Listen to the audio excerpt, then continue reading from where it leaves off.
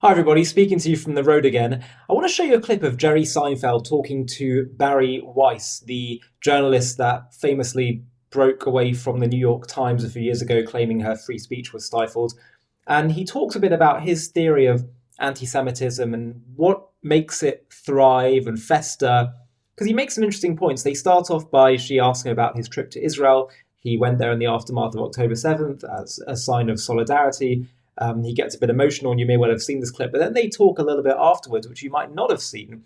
And really grateful to the Free Press for this discussion and interview. And you can watch the full thing there. But have a look at this clip of Jerry talking about the problem of anti-Semitism. Comedic, Mm. you know. You were in Israel Yes. since the war started. Mm-hmm, How was that trip? The most powerful experience of my life. Really? I'm sure, yeah. Why? You know, you just...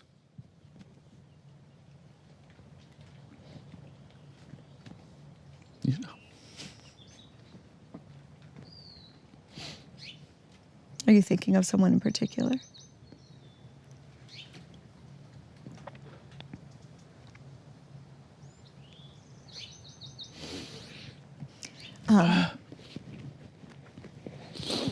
Sorry.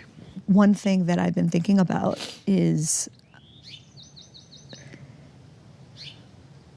how a huge part of the way you think about comedy is how the audience never lies. Mm-hmm. Right. But what happens if a lot of people are wrong? In other words, I don't think Jews do well in an age of mobs.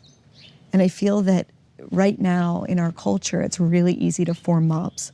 Yes, really easy. And what's the difference between the audience never lying, but when does the audience kind of tip into the mob? Do you see where I'm going with that? I do. There's something, Yeah. but I really have been wanting to ask you about, like, for someone that relies on the truth telling of the audience to tell you whether or not something is funny, what does that same principle apply to a mass of people? You see what I mean? Well, you can't act like we don't see this every day in many realms. Let's just talk politically, left and right. You're watching mobs. They're mobs. They're mobs believing their own crap, right? Yeah. That's what a political party is. We're going to make up a bunch of nonsense and we'll all agree to it, right? Right. Okay, let's print up some bumper stickers and get out there, kids. That's politics. So we're tribal animals. We're social creatures. We look for agreement and consensus. We're driven by agreement and consensus, and mob rule gives us comfort, gives us certainty. Yeah. It's all BS. Again, you can go to the Free Press to watch the full discussion. But I think they're tapping into something really fundamental about anti-Semitism and how it's manifested for thousands of years. So much of it does come about through, you have a small group of people who are the real troublemakers, and much of society, they just get kind of riled up into a mob, into hysteria, and go along with the scapegoating or whatever it is the narrative of the day is about the Jews. And I think we see that very much now.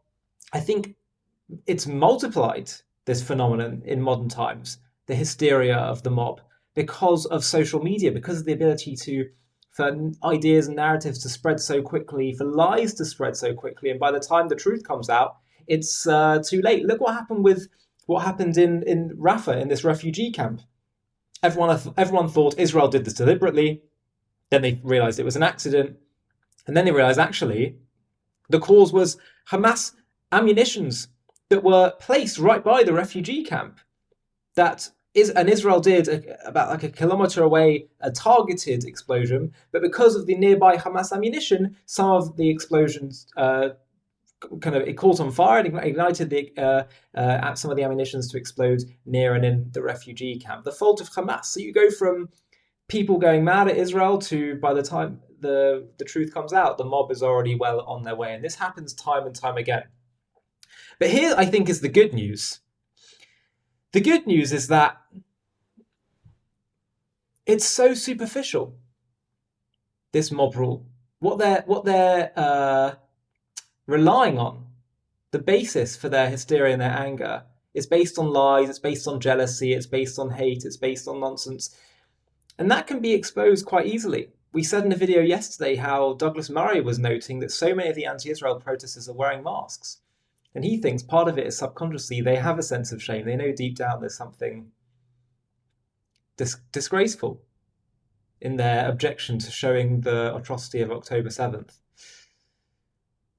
The other reason why I think this should be a cause for hope is that if so many people can be so fickle to just get whipped up and go along with the mob rule, it also means that if we are strong on our side, if we are confident, if we don't give in to hysteria and we state the truth loudly and clearly, then many people will come to recognize our side and the truth.